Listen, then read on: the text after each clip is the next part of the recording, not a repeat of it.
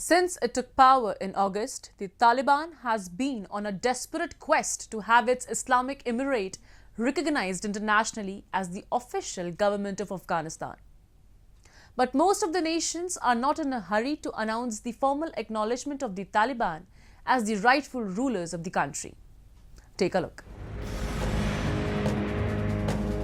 The de facto leaders of Afghanistan, failing to achieve recognition of their government, have launched a global outreach with members of the Taliban meeting Western officials since the group took control of Afghanistan. With millions of Afghans at risk of starvation this winter as poverty deepens, Norway recently facilitated a series of meetings held in Oslo over 3 days. Norwegian Foreign Ministry officials met representatives of Afghanistan's Taliban rulers for talks on how to alleviate the country's humanitarian crisis. Norway and its NATO allies do not formally recognize the Taliban-led administration that seized power last year, but see talks as a necessity given the depth of the crisis. The Taliban have repeatedly expressed the expectation that the international community will recognize their authority as the new government of Afghanistan and have taken several procedural steps to pursue recognition. But the group has done very little to demonstrate a willingness to meet the conditions put forward by Western powers and some regional states.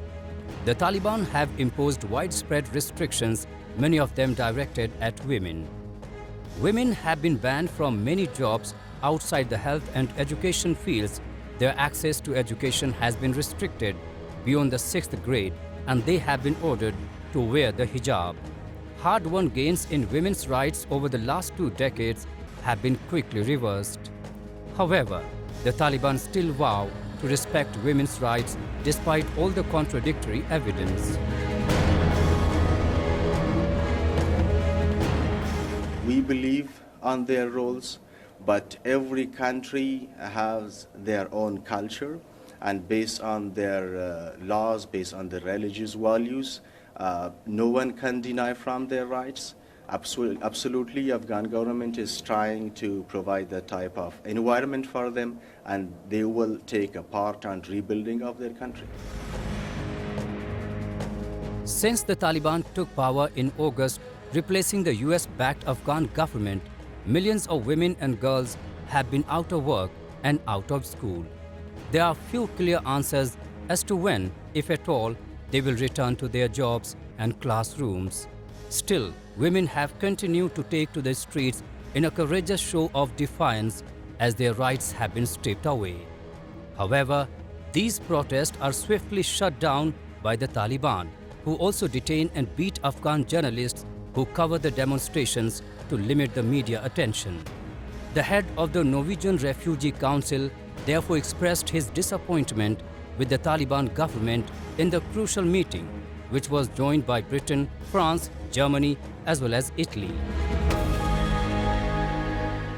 Vi må ha full likestilling mellom kjønnene. Vi har mange hundre kvinnelige ansatte som må ha full tilgang til menneskene som vi skal hjelpe.